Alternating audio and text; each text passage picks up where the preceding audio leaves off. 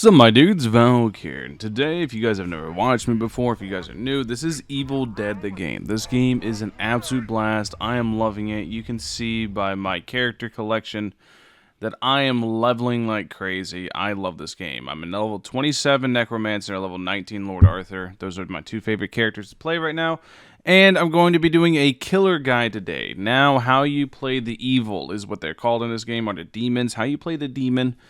Basically, you're going to spawn in, right? Spawn in, there's going to be nobody around you. It's going to be a completely empty area, and they don't really tell you where they are. You have to try to find them. Now, the way you're going to find them is you're going to look out for noise. You want to, like, open up your map instantly, zoom all the way out, and you're going to look out for noise. You're going to look out for them driving a car, shooting a gun, etc., making some form of a noise. And then they'll appear on your map. You can go to them. Adversely, what I like to do is I just kind of guess.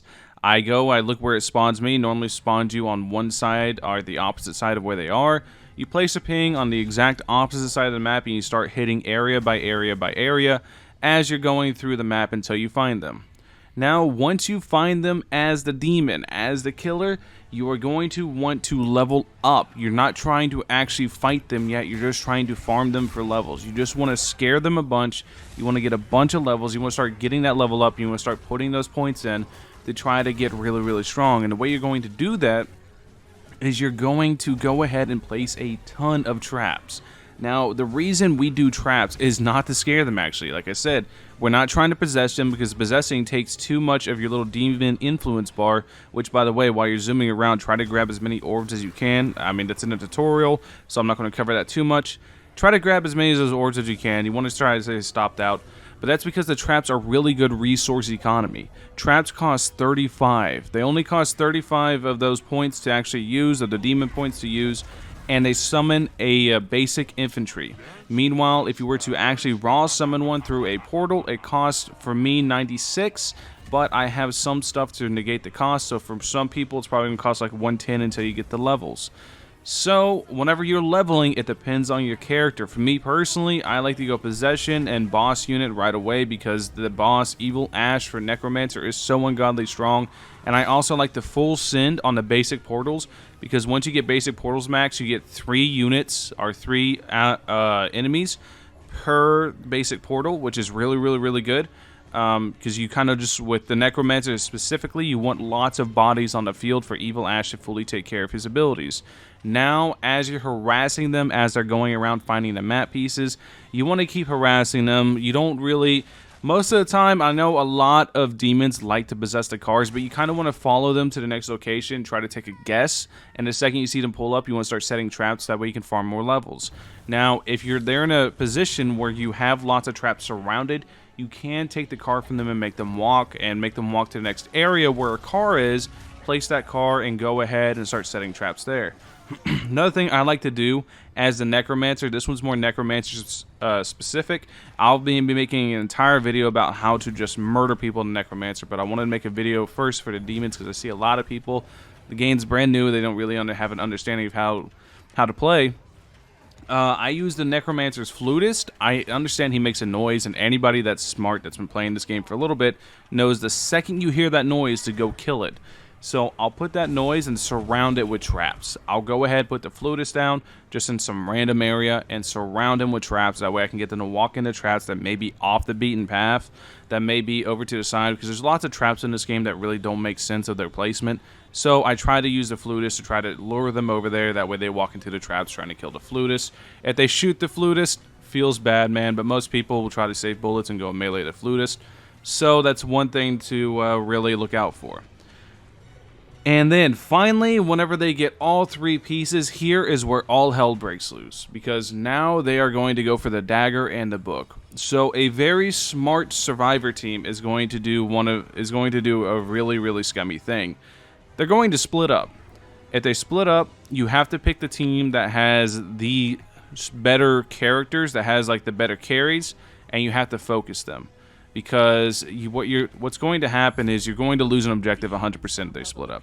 Now, if they don't split up, if they all huddle to one single objective, then you're sitting pretty as the Necromancer specifically. Basically all the demons do really well whenever the enemies or the survivors are all grouped up. all the enemies or all the survivors being grouped up is really, really good for all of them for the objective contestant. Ideally, as Survivor, you don't want to group up. Just letting you guys know, if you're playing Survivor, make sure you guys are splitting up for these objectives you're meant to. So, whenever it comes to the dagger and the lost pages, this is where you're your strongest as a necromancer. You should be just now getting your boss. Your boss should be somewhat ramping up, and if you have a really good run, you are going to get so many levels off of this, and that is the entire point. So, whenever you're contesting the point, specifically as a necromancer, the way you want to use a necromancer boss, you want to go around. Well, first, you want to know what point they're going to. Then you want to go around, set up every trap you can. Get there before them, and start setting up all the traps, because as you overload the area with the boss and everything, people are going to be backing out and spreading out. They're going to be stepping into traps that you have around the area. There's a reason you want to set all of them up. Also, you can set units by holding L2 or R2 on console and hitting square. You can set them. You can only place one of each type of unit as like a pseudo trap, but they will sit there until they are proximity activated. So you can set those around as well. Just make sure that you are using the square button for that. And then whenever all hell breaks loose and they finally activate it, for the necromancer specifically, you want to, like I said before, set the flutist, set them somewhere off to the side, and make sure there's a trap separating, so if somebody goes to kill the flutist, you at least have a lot of time. Now, if they don't kill the flutist, they're dead. I'm going to let you know that right now. The flutist is too strong of a buff. There's too many skeletons for what you're about to do with the Evil Ash, but the flutist is way too strong of a buff. Now, here's where you're going to be your absolute best. Summon in all your minions. Hit your L2X 2 times, summon that one in. Hit your R2X 2 times, summon that one in. And then summon in Granddaddy himself, Evil Ash. The second Evil Ash comes in, hit your triangle button, which is going to summon even more skeletons. Then hit your square button to pop that radius. What that radius does, that AoE does, any skeleton that dies in that radius gets instantly revived. So nothing is killable anymore on the point, and you are the king of point contestant. And if they sit there and try to fight Evil Ash, they will all die. Evil Ash is by far, probably in my opinion, the strongest of the demons whenever it comes to just contesting a point, because of the amount of allies or enemies he can just spawn in and keep there due to his AoE. It's incredibly powerful. I think Puppeteer is extremely annoying with the teleportation, but I do think Evil Ash is probably the stronger of the two, just because of how easily he can instantly wipe teams off of them not paying attention, or off of them not ignoring a flutist. If you ignore a flutist in this situation, you are absolutely dead. Now, normally what happens here, at least against a good team, you will probably lose the dagger and the book. If you do, do not worry, because that means you've been wiping them some, you've been getting some kills here and there. If they end up, this match specifically didn't end up going, but I'm going to talk about it as like time goes on. If they end up making it to the old ones, whenever you fight the old ones, you can no longer be revived. As long as you are in combat with the old ones, or the book is exposed. If the book is exposed, they can no longer revive. So that means if you knock them, they're done.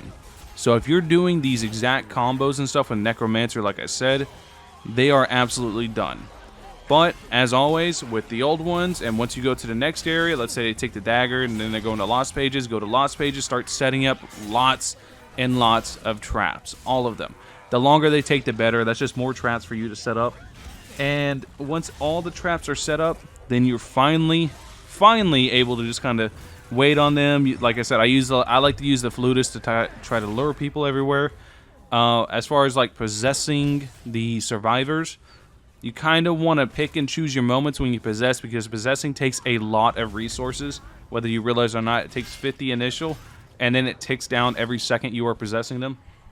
It takes a ton of infernal energy.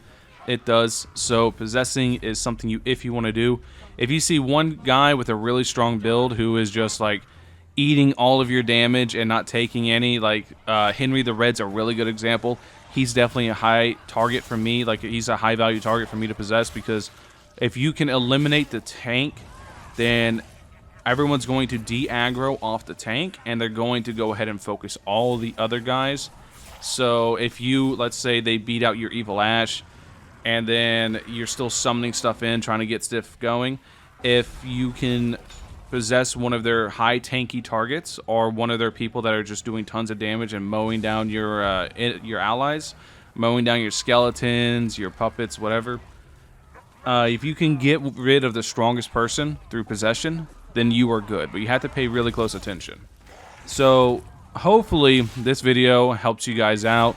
Hopefully this video, it kind of explains it all, because this is going to be... I actually try to make this video quick, and it's really not quick. It's almost as long as the entire video, as the match.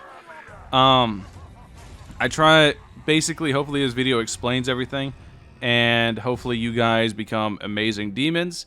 If you guys have any questions, ask in the comment section below. That's what I'm here for. Thank you guys for watching. Catch you guys in the next one. Peace.